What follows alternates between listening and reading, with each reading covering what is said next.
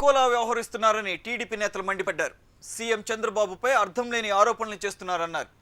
రైతుల భూములు దోచుకుంది వైఎస్ఏనన్న విషయం జగన్కు తెలియదా అని ప్రశ్నించారు.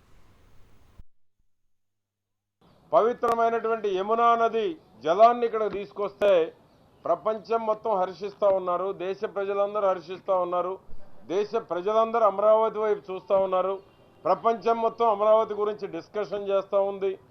అటువంటి ఫంక్షన్ ఇక్కడ జరిగితే కనీసం శుభాకాంక్షలు చెప్పడానికి కూడా ఆయనకు నోట మాట రావటం లేదు.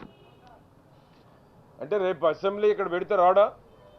అసెంబ్లీ సమావేశాలు కూడా మానుకుంటాడా? రేపు ప్రధానమంత్రి చేతుల మీదుగా ఇక్కడ శంకుస్థాపన జరిగినటువంటి దానికి రాలేనటువంటి ఒక అసమర్థపు ప్రతిపక్ష నాయకుడు రేపు ఇక్కడ అసెంబ్లీ సమావేశాలు జరుగుతాయి. ఇప్పుడు కాకపోతే ఇంకా 4 నెలలకో 6 నెలలకో అసెంబ్లీ సమావేశాలు కూడా రాడా? ఈ రాష్ట్రానికి వచ్చే నిధులను ఏ విధంగా అడ్డుకట్ట వేయాలి, ఏ విధంగా బీజేపీకి టీడీపీకి డిఫరెన్స్ తీసుకురావాలి. మొత్తం 5,53,000 ఎకరాలు ఈ రాష్ట్రంలో రాజశేఖర రెడ్డి గారి టైంలో ఎస్సీజెడ్ల పేరిట కానీ, పరిశ్రమల పేరిట కానీ, పోర్టుల పేరిట కానీ పేద బడుగు బలహీన మైనారిటీ వర్గాల భూములు కాజేసింది నిజం కాదా? చెప్పమనండి ఆ పార్టీ వాళ్ళని. కేవలం ఒక ఇంట్లో ఒక శంకుస్థాపన చేసుకుంటేనే బంధుమిత్రులందరూ వస్తారు. అలాంటి దానికి రాని వ్యక్తి ఈరోజు ఇక్కడికి వచ్చారు. రావటం కూడా తప్పంటం లేదు. నేను ఏ రైతు అయితే పంట కాలిపోయిందో ఆ రైతుని విచారించడం, వాళ్ళందరినీ విచారించడం మంచిది.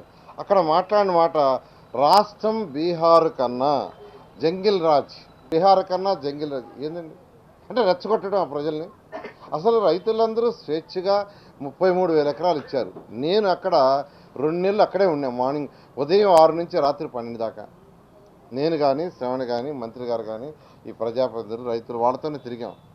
మేము ఎవరిది లాక్కోనంటే మీ టీవీలో ఎప్పుడో బంధించుంటారు. ఇలాంటి పనులు చేస్తే అంటే ఇక్కడికి వచ్చి ఇది బీహార్ కన్నా జంగిల్ రాజు అయ్యి అంటే అక్కడ రేట్లు పడిపోతాయి. ఎప్పుడో చెప్పాం, ఒక నాయకుడు వచ్చి నెగటివ్గా మాట్లాడితే 10 లక్షలు రేటు పడిపోతుంది. ఇద్దరు